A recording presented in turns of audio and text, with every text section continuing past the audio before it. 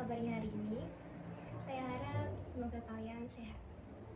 Bagaimana? Sudah siap untuk pembelajaran hari ini?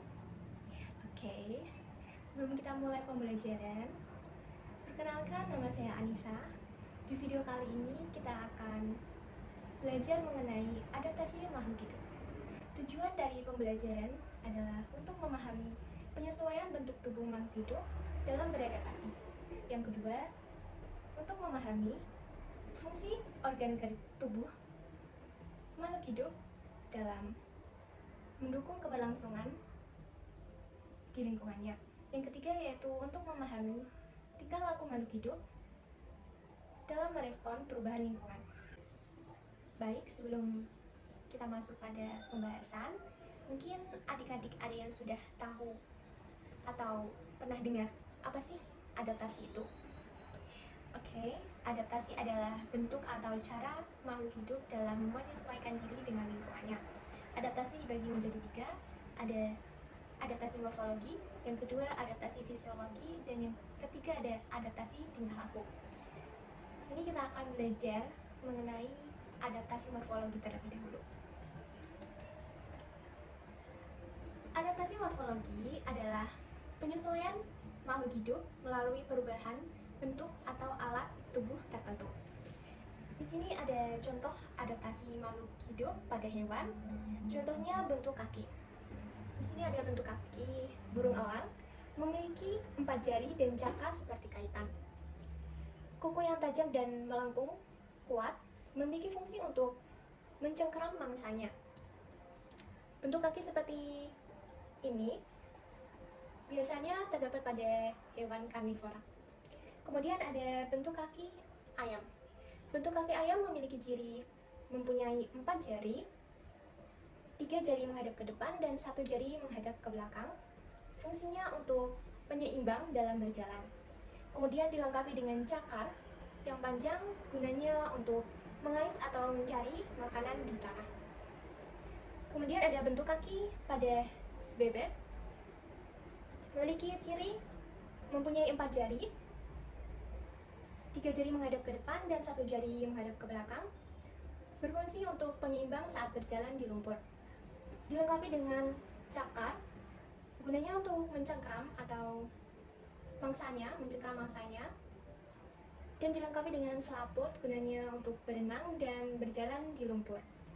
Kemudian ada bentuk kaki burung pelatuk, memiliki ciri 2 jari menghadap ke depan dan 2 jari ke belakang, berfungsi untuk mencengkeram pada pohon. Tipe kaki ini memiliki fungsi untuk memanjat dan mencengkeram pada pohon.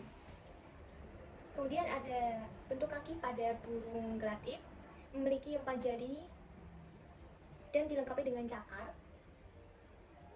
Bentuk kaki seperti ini memudahkan burung gelatik untuk bertengger pada pohon kecil, seperti pohon tanaman padi.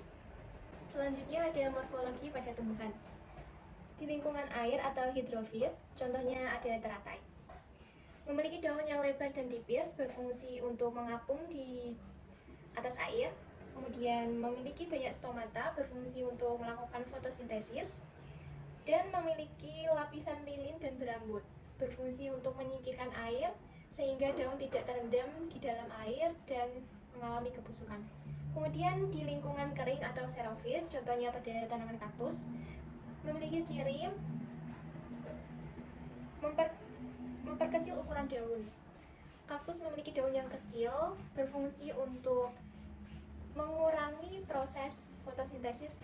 Kemudian daun kaktus dimodifikasi menjadi duri, memiliki akar yang panjang, berfungsi untuk mencari sumber air, dan batang yang tebal atau mengembang seperti ini, berfungsi untuk menyimpan cadangan air. Kemudian di lingkungan lembab atau higrofit, contohnya tanaman paku, memiliki daun yang lebar dan tipis, berfungsi untuk memaksimalkan proses fotosintesis dan penguapan. Kemudian memiliki akar yang pendek, berfungsi untuk mengurangi bidang penyerapan, dan batang yang berongga, berfungsi sebagai saluran udara dan mengurangi kadar air di dalam batang. Selanjutnya Morfologi pada manusia. Contohnya saat memasuki usia lanjut terjadi perubahan warna rambut pada manusia yang asalnya warna rambutnya dari warna hitam berubah menjadi warna putih. Biasanya disebut sebagai uban. Kemudian saat berada di tempat panas, kulit manusia akan mengalami perubahan warna. Hal itu terjadi karena terdapat melanin di dalam kulit sehingga dapat menyebabkan perubahan warna pada kulit. Yang kedua ada adaptasi fisiologi. Adaptasi fisiologi adalah adaptasi yang berkaitan dengan fungsi organ tubuh makhluk hidup untuk melaksanakan fungsi metabolisme. Contoh fisiologi pada hewan ada kelenjar tinta pada gurita. Gurita mengeluarkan tinta melalui tabung berotot. Kelenjar tinta tersebut adalah campuran dari pigmen dan lendir. Fungsinya adalah untuk melindungi diri dengan cara mengelabui musuh melalui tinta yang dikeluarkan dari gurita tersebut. Kemudian ada contoh fisiologi pada tumbuhan, ada kantong semar. Dinding pada kantong semar memiliki nektar untuk menarik perhatian serangga. Ketika serangga sudah masuk ke dalam kantong semar, akan ada enzim pepsin dan tripson yang akan melarutkan serangga tersebut. Contoh fisiologi pada manusia adalah saat cuaca panas, tubuh akan lebih banyak mengeluarkan keringat untuk menghilangkan suhu panas tersebut.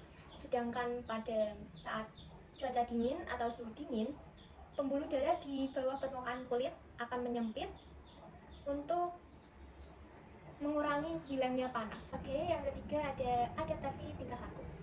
Adaptasi tingkah laku adalah perilaku atau respon dari makhluk hidup terhadap perubahan yang terjadi di lingkungannya agar makhluk hidup tersebut tetap bisa bertahan hidup. Contoh tingkah laku pada hewan ada bunglon yang akan mengubah warna kulitnya untuk melindungi diri dari musuh. Kemudian ada autotomi, yaitu memutuskan ekor yang dilakukan oleh cicak untuk mengelabui musuhnya.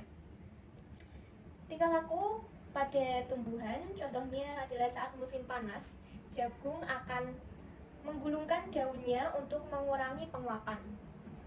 Kemudian ada pohon jati dan pohon randu pada musim kemarau akan menggugurkan daunnya untuk mengurangi proses fotosintesis dan penguapan. Contoh tingkah laku pada manusia adalah respon manusia ketika mendengar suara keras yang akan menutup telinganya. Kemudian contoh yang kedua yaitu ketika mencium bau yang tidak sedap, manusia akan spontan melakukan menutup hidungnya untuk menghindari bau tidak sedap tersebut. Kesimpulan dari pembelajaran adaptasi adalah adaptasi merupakan suatu cara makhluk hidup untuk menyesuaikan diri dengan lingkungannya.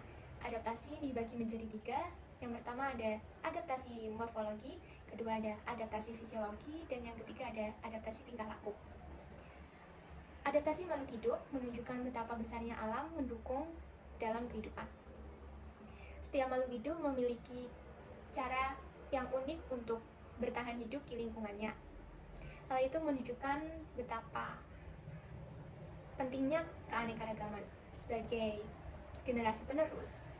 Penting bagi kita untuk menjaga lingkungan agar makhluk hidup tetap dapat beradaptasi dan bertahan hidup di lingkungannya.